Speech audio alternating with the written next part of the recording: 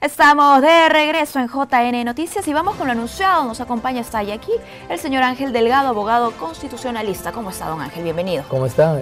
Muy contento de estar contigo y en este medio para comunicar, hablar sobre temas de tanta importancia para el interés nacional. Por supuesto, contentos también con su visita.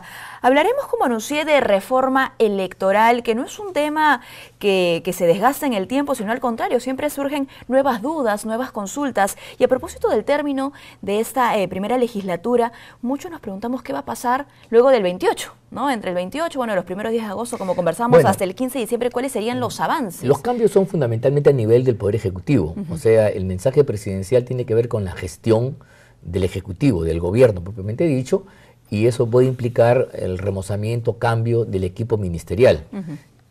Y ahí el presidente de la República, en su mensaje a la Nación, expondrá pues el plan, lo que viene haciendo, el balance y lo que hay que hacer en el nuevo año hasta el próximo, ¿no? Eso es lo que sucede. No es algo que compromete directamente al Parlamento. El Parlamento va a elegir una nueva junta directiva también, un nuevo presidente, presidenta. De la Comisión de Constitución. No, del Parlamento. Del Parlamento y luego también de las comisiones. Y probablemente haya un recambio en todas las comisiones y tendremos un nuevo cuadro. Y el Parlamento tiene su propia agenda que se complementa, pero también es propia y distinta del Ejecutivo. Cuando Luz Salgado hizo el balance de su gestión y habló, por supuesto, sobre la producción de normas, más de 200 normas, en ningún momento se tocó tampoco el tema de materia electoral. No, pues porque yo tengo la impresión que este primer año ha sido un año de acopio, es un año donde hay que tener información. Mira, la reforma electoral no es una norma ni dos, sino es un enorme paquete. Así es. Mira, a eso se aspira además, ¿no? La propuesta que plantea el Jurado de Elecciones tiene casi 400, 500 artículos. La de Patricia Donaire, el grupo que ella presidió, tiene también otras tantos. Entonces, como comprenderán, eso no se puede discutirse en un santiamén. Y también el Ejecutivo ha presentado unas 20, 30 normas sobre la materia, sin que eso sea óbice para que existan otros proyectos presentados por organismos de la sociedad civil o propios parlamentarios. Entonces, estamos ante una situación que debe iniciarse el debate inmediatamente después, porque la elección que viene y donde hay que hacer los ajustes correspondientes son las elecciones regionales y municipales que se van a llevar a cabo en el mes de octubre del año 2018, ¿no? Y en ese debate que está próximo a empezar en los primeros días de agosto, hay también preocupación por dónde va a empezar ese debate, ¿no? Y dónde va a quedar lo avanzado o lo poco avanzado en la legislatura anterior. Analistas políticos han expresado su preocupación porque quizá pues se vaya a empezar de cero. No, yo creo que no. Mira, el Perú ya tiene una tradición en elecciones. Lo que hay que hacer es acumular esa experiencia, corregir aquellas que la experiencia te dice que tienes que modificar, hacer los ajustes. Pero yo no creo que sea necesario un cambio dramático, salvo en la concepción que yo creo que debe animar la reforma electoral, que es que tiene que estar al servicio de los derechos fundamentales de la participación política y organizar por parte de los ciudadanos organizaciones políticas que se llaman partidos. Eso debe quedar muy claro. Si hubiera un cartabón, un índice para ver si las reformas de los últimos años han funcionado, es si hoy día la participación política es superior, ha mejorado, la calidad de la política es mejor y entonces hay más gente comprometida y si los partidos políticos son más poderosos que antaño, cosa que no sucede necesariamente. Claro, entonces, y que es parte del análisis, por eso justamente que el Código lo que busca es fortalecer a los partidos políticos, ¿no? Entre sus muchas reformas. Eso es verdad, pero a veces mira tú, y lo pongo como problemático y no en forma política, sino en forma para un debate, la proliferación de normas no necesariamente produce cambios en la realidad como uno quisiera. Claro. Tiene que haber un cambio en comportamientos también, ¿no? En conductas. Una suerte de voluntarismo legislativo que quienes tienen el poder creen que a partir de decisiones desde arriba y a través del derecho tú puedes transformar la realidad. Se ha probado en el Perú y en otras partes que la incidencia de las normas en realidad es importante, pero no definitiva. Así es. No es completa.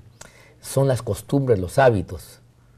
La realidad es la que se impone a la norma, pero la norma tiene... Hay una función educativa también que tiene que acompañar luego la reforma. La norma te debe crear condiciones para que los actores políticos se desempeñen. Claro. Mire, la lógica es que el Estado no ahogue a la sociedad, como no lo debe hacer en economía, donde hay un consenso alcanzado, en política tampoco. La política y la democracia es un asunto de los ciudadanos, y las autoridades acompañan, facilitan, no sustituyen ni generan una legislación que resuelve todos los problemas.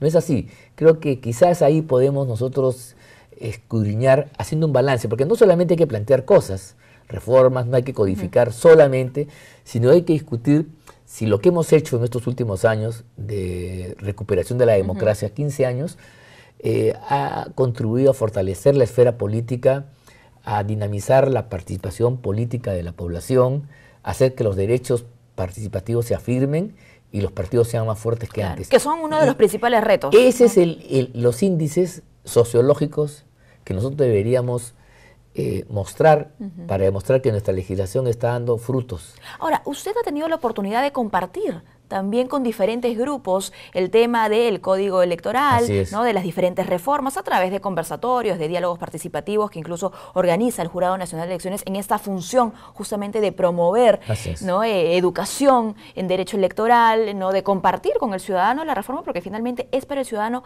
¿Ha visto usted, bueno, lo que ya se discute y se comparte, que es el consenso también de la gente? La gente pide una reforma. No, claro, la gente quiere a través de la reforma que la política incremente su calidad. Así es. Y que la participación traducida en un entusiasmo ciudadano a actuar en política se amplíe. Porque lo peor que nos puede pasar es que tengamos una política de segunda, tercera, que no acompañe la economía. Y que no represente al ciudadano, ¿no? Y que los ciudadanos, en lugar de participar, se inhiban. Y entonces tengan una suerte de desconfianza, de miren con desdoro y con rechazo a la política y en consecuencia digan, mejor no existe. Eso existe, lamentablemente, acá y en otras partes. Hay una fatiga, un fenómeno, hay una fatiga democrática, hay un desdén hacia lo político, no se nota, no se aquilata su valor para que una sociedad pueda proyectar sus acciones de modo deliberado y inteligente. Es una oportunidad, justamente, ¿no? Para promover cambios. Así es, entonces tú tienes que ser un cirujano efectivo. No basta intervenir, sino en el cómo intervenir. Porque lo que tú tienes que hacer no solamente es para prohibir, limitar, acotar, poner más sanciones como algunos creen, sino generar las condiciones para despertar entusiasmo en las energías ciudadanas y que ésta, en su dinámica independiente, propia y voluntaria, pueda establecer una nueva red de relaciones políticas que implique una mayor participación y una mejor calidad en las decisiones políticas propiamente dichas. Así es, queremos en general todos una mejor política, queremos pues partidos que sean más transparentes, ¿no? Mejores líderes también, queremos luchar contra la corrupción, queremos de manera inmediata también unas elecciones en el 2018 sin ningún tipo de sobresalto. Entonces yo le consulto cómo encontrar este balance, ¿no? Entre la urgencia, ¿no? Mira, de promover ciertos cambios y también tener un análisis. Te voy a poner un ejemplo, por ejemplo. Yo creo que una de las cosas que no debería volver a pasar es lo que nos sucedió en la última elección general, ¿no? Y que fue advertido por la OEA y los organismos que visitaron del exterior a ver las elecciones. No puede ser que el periodo de inestabilidad de las candidaturas de quienes quieren postular a distintos cargos se mantenga hasta muy pocos días antes de las elecciones.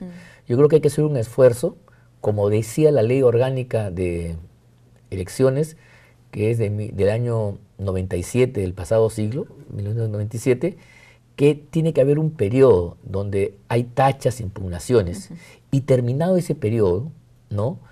Esos temas ya no se vuelvan a discutir. Si algo quedó pendiente, bueno, quedó pendiente, pues eso se llama seguridad jurídica y eso permite que quienes van a postular, ¿no? Puedan hacerlo con la libertad. Pero si mañana sale una denuncia en la televisión, fulano de tal, en su hoja de vida no declaró que tiene un reloj que yo le he visto y entonces no lo ha puesto en su hoja de vida y hay que investigarlo porque no ha dicho la verdad, y se le abre un proceso, eso genera una profunda inestabilidad con miras a las elecciones. Entonces, no puede haber una elección democrática donde unos candidatos que están participando en pie de igualdad con otros tienen que responder un conjunto de imputaciones que se le hacen los últimos días. Y mira tú, no basta que se lo saque, sino basta que se interponga el proceso para que tú te desfocalices y ya tu preocupación ya no sea la campaña, sino sea cómo defenderte. Por ello la y si estás afuera, en provincias, cómo venir a Lima, claro cómo venir acá. Por ello la importancia en la claridad de la norma, ¿no? Así que es. sea clara y que sea aplicable, ojo, y además respetada luego de. Por supuesto, claro que sí. Entonces yo creo que este es un buen tema que yo creo que deberíamos, o sea, en el proyecto de código electoral del jurado, si tú ves la parte de principios, establece uno que me parece fundamental, el principio de preclusión. Procesalmente hablando, esto significa, en cristiano, que el proceso se lleva a cabo en etapas y que las etapas una vez terminan y que tú no puedes volver en el curso del proceso a etapas ya superadas. Exacto. Por seguridad jurídica. Porque si tú todo lo dejas abierto y en cualquier momento todo es cuestionable al final, ¿no? Entonces ese proceso tiembla, es un proceso flácido. Y es un proceso en el que se apoya nuestra democracia, además, ¿no? No puede tambalearse. Entonces yo creo que hay que hacer esa apuesta. Hay que tomar los ejemplos de los procesos judiciales donde la preclusión es un principio fundamental. El proceso electoral tiene sus características, pero también tiene que tener la garantía del debido proceso. Entonces, a mí me pueden imputar en una etapa donde yo me defiendo. Una vez que acabó, se acabó el problema. Si no se dieron cuenta, si se pasó, es como las cosas que suceden en la vida. Pasaron, pues, y ya veremos en otra oportunidad, pero tú no puedes volver porque la vuelta a eso genera inestabilidad, incertidumbre y sobre todo pone en cuestión candidaturas que de repente son favoritas entre los pueblos, pero por estas cosas tienen que salir o son lesionadas en su actuación por este tipo de intervenciones que no deberían darse fuera de los tiempos debidamente acreditados. El principio de preclusión, que repito, está consagrado en el proyecto del Código del Jurado Nacional de Elecciones, debería mantenerse y respetarse como una pieza fundamental del debido proceso y de la estabilidad de todo el régimen del proceso electoral en su conjunto. Y la voluntad política de nuestras autoridades debería mirar pues hacia el 2018, hacia el 2021. ¿Cuál considera usted debería ser la agenda en derecho electoral, en materia electoral para esa siguiente legislatura? Bueno, en lo inmediato es garantizar que las elecciones locales y regionales pues discurran de la mejor manera. Y teniendo en cuenta lo que acaba de decir, ¿no? Que no se retroceda luego para el 2021. Estos son los fundamentos de la democracia y dejar la gran reforma para el año 21. Mira, el año 21 vamos a cumplir 200 años del Perú independiente. Nuestros antepasados decidieron libremente, ¿no? Construir un orden nuevo, una sociedad distinta y caminar independientemente del poder español. Y en ese recorrido ya tenemos 200 años, entonces tenemos que ir afirmando, recogiendo todo lo que la historia nos ha dicho, viendo lo que hicimos mal, retomando lo que decía Jorge Basadre, el historiador de la República, la promesa republicana de una vida superior, una vida de unión, de prosperidad, y ver qué ha sucedido en esos 200 años para que este objetivo no se alcance. Claro que sí. En ese contexto, yo creo que una reforma electoral que asegure calidad en la política, una buena escogencia de los gobernantes, una mayor participación y solidez de los partidos políticos, creo que sería el mejor regalo que desde los entes electorales se le puede hacer al bicentenario de nuestra independencia. Y no esperar, ¿no?, al bicentenario para hacer esta reflexión, el análisis, no, más bien llegar allí y saber que se tomaron las decisiones correctas. Estamos a 4 años. Mira. Así es. Bueno, muchísimas gracias. Muchas gracias a ti. Por acompañarnos. Tenemos que hacer una pausa. No se muevan, retornamos con más aquí en JN Noticias.